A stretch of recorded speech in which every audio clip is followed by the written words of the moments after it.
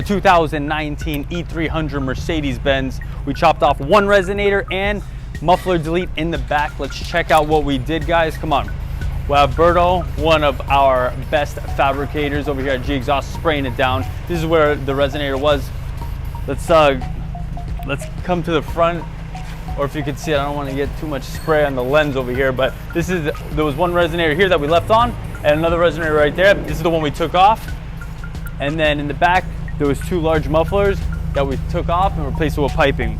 These are the rear mufflers right there and over here. And then this is the mid resonator.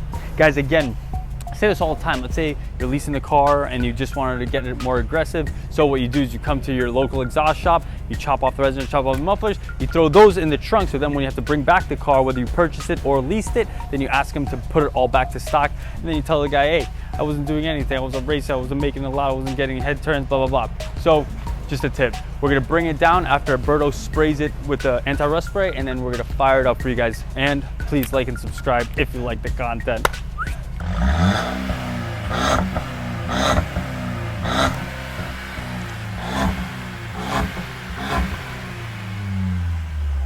Guys, let me know what you think of that.